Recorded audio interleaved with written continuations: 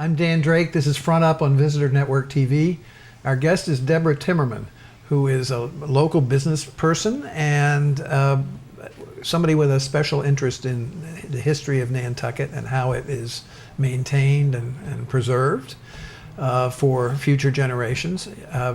Deborah, you're welcome. Thank you. Thanks for having me. You're also chairman of the Nantucket Historical Commission. I am. Tell us a little bit about that. It's a new body. It's only a couple of years old. Well, it's not just a couple of years old. We've actually been in existence for quite some time, but we never knew what we were supposed to be doing. When I joined it 8 or 10 years ago, we used to meet at the airport restaurant, and the biggest controversy was who ordered what for dinner. And was that mushrooms in there in the soup? We weren't quite sure. And so when I took it over, I don't remember how many years I've been chairman, I thought, well, wouldn't it be nice if we actually did something other than talk about what was in the soup? And so I got in contact with the Massachusetts Historical Commission, which oversees all the local bodies, and got wonderful information, and it's been a real learning curve for us as well as the Board of Selectmen, because they didn't know what we were supposed to be doing. Yeah. So what is the role of the Historical Commission? Let me just go here. We are governed by Massachusetts General Law, Chapter 40, Section 8D. And we are embodied for the preservation, protection, and development of historical or archaeological assets. Such commission shall conduct researches for places of historic or archaeological value. I can't pronounce big words in the morning. You should have had me come in the afternoon. And we seek to coordinate the activities of unofficial bodies organized for similar purposes. We may make recommendations as it deems necessary to the Massachusetts Historical Commission. Most importantly, if there's a state or federally funded project on the island, which of course is what has become a very controversial issue, the bike path. Yeah. Well, let's get to that in a moment. But what other things have you been involved in? Has the commission been involved in? It is bodies or people who have, like 21 Broad Street, Nantucket Hotel, required letters from us giving our blessing to garner tax credits for historic work they'd done. And the 21 Broad Street, which used to be Nesbitt Inn for years, and I actually grew up with Joanne Marcoe in New York, and had the delight of seeing the Nesbitt Inn before any work was done on it, and I was just so impressed that it was such a fabulous old Victorian building. And luckily, the new owners were sensitive to that, and actually I just went through the final walkthrough with Matt McAhern, and couldn't believe the wonderful work they'd done on that project. And what was also wonderful is they involved us in the beginning, the middle, and the end, so that we could see the progress. And we're very, very impressed with that project, and we're actually going to use it as a model. Where the Historical Commission is going to be making up a booklet to show the general public, realtors, other investors that might be looking into historical properties, not commercial necessarily, even a house, to see what can be done with it and how fantastic it is. And it really is more valuable that way than doing a gut rehab. So it is. You do have a form of jurisdiction over the interior of buildings as well as the exterior. Yes. As opposed to the HDC, the Historic District Commission, which does not. The HDC, which has a similar name but very different jurisdiction, they actually are only involved with the exterior and actually what is only visible from the street. Right. So we need to work more closely together And that's part of a learning curve with the whole town and our group, because, oh my gosh, it's another group. Oh, this is a pain. Why don't they just go away? Let's talk about the bike path. Okay. This is a path which runs from approximately the end of Washington Street extension along what is known as Consu Spring and the Goose Pond, and comes out on Orange Street. Well, it actually comes out right at Goose Pond Lane, which is an unimproved road right now. Not unimproved. I mean, the traffic goes up and down it. Your interest is in the railroad embankment. Well, primarily. Primarily, also Goose Pond. We don't see why it needs to be paved. Well, let's sort of set a context for it. You brought a couple of pictures with you, and this first one.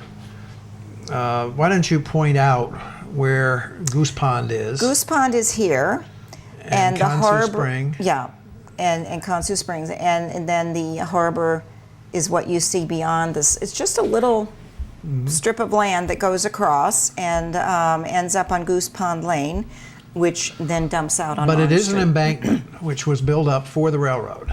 Most of the part where the bike path is going, Yes. or a good part of it, is on the Yes. embankment, right? Yep. Which is shown better in this picture. Both of which I gather come from the Nantucket Historical Association. They do, and that shows a very proud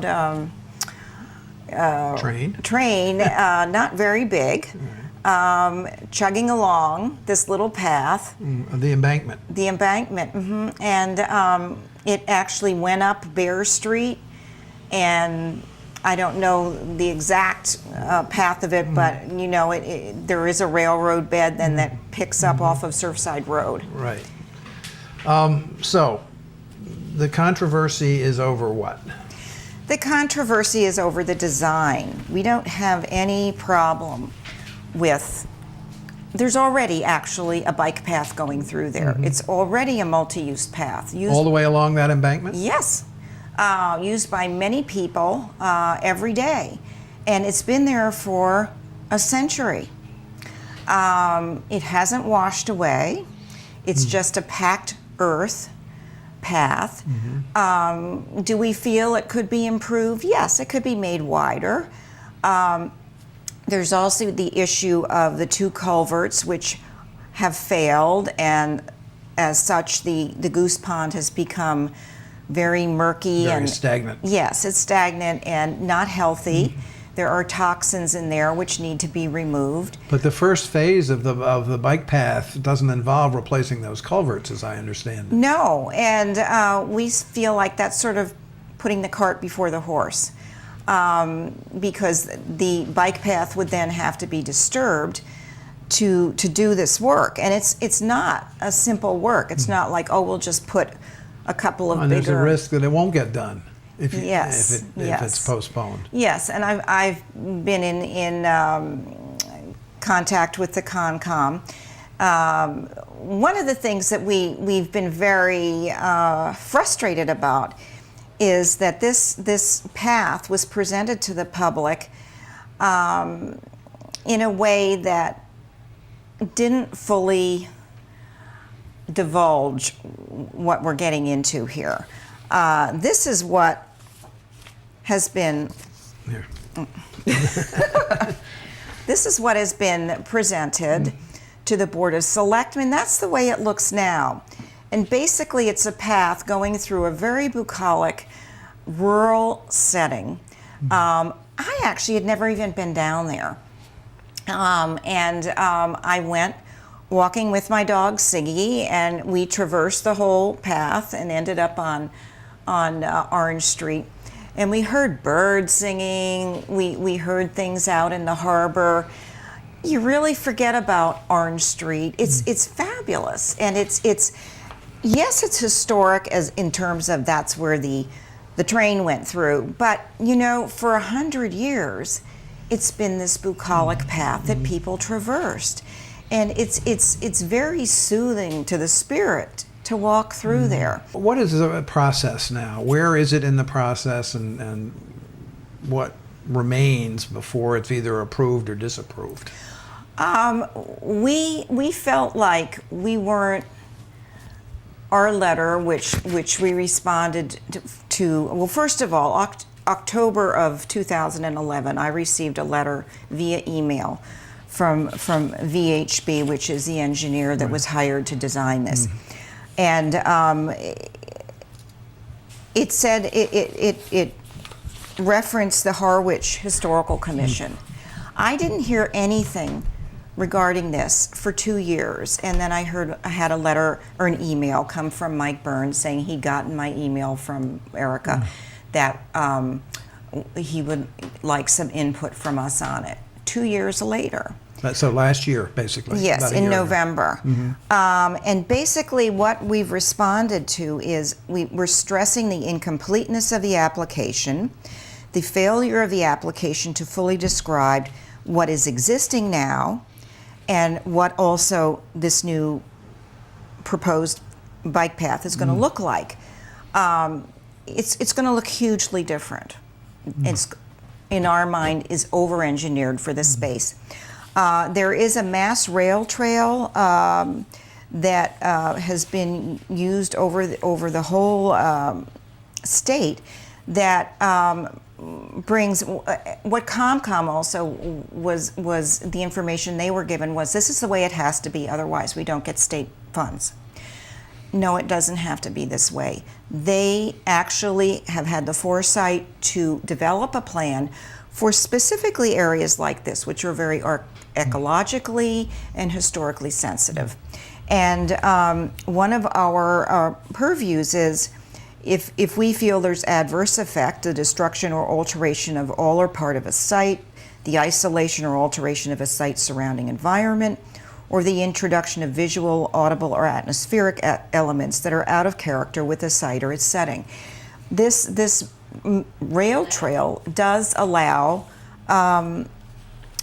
soft surfaces, less than a 10-foot width, and of course we all know there's bike paths all over the island that are less than 10 feet wide, that don't have yellow lines and this and that going on them. So we're very frustrated. So we finally wrote a letter directly to the Massachusetts Historical Commission. Whenever there is federally or state funded projects, the Mass Department of Transportation does all the work and then passes it along to the Mass Historical, who then ultimately is the one who issues the permit for this. So we wrote directly to them because we felt we were frustrated. We didn't understand why all of us didn't sit down at the table to go over this and to come up with something that was better. They really don't want, as I went to the Roads and Rights of Way Commission, and as Alan Reinhardt said to me, you think you can make it better? Are you an engineer? Well, that tells me they're missing the whole point of what we're trying to resolve here. And we don't want Nantucket to look like Cape Cod or the mainland. It's very, very fragile and special. People come the world over to visit here because we are so special, and they don't want it to look like everything else. We don't have to have, this path is 700 feet long, that's all. And that's going to be, Well, how much is it going to cost? Over $1 million. And then from that point that people are led to Orange Street, they're going to the second phase, to just take 4 feet of path all the way out to the Rotary. Well, that's a much longer stretch. 4 feet. Why do we have to be 10 feet wide? So we wrote directly to Massachusetts Historical Commission, and Is it in their hands? I mean, It's is the in- process it's in their hands now. So DOT has already approved it. Basically, they're going forth, full steam ahead, just like the railroad was. So the Massachusetts Historical Commission has reacted the proper way. They said, all right, we're going to deal directly with MassDOT on this. And so it's out of our hands, it's into the hands of the proper body. And they are going to work through this, and it will be very interesting to see how it evolves. And How long do you think the process will be? you know, this is the first time we've done this, and we don't know. I think they'll get on it fairly quickly. The money, you know, has not been lost. It's gone to repaving the Pulpus Road stretch that was proposed. But you know, when our body first investigated this, we were like, well, you know, it's not worth taking this free money if it's going to destroy an area and adversely affect this national historic treasure. Is there any disagreement in your commission about this? No. No, and there's no disagreement in the CONCOM or the Nantucket Preservation Trust. No, and even the HDC, who doesn't have jurisdiction over this, they wrote a letter saying, we do not like this, we do not like the fence, we do not like, you know, all the bells and whistles you're trying to put in this. It's inappropriate.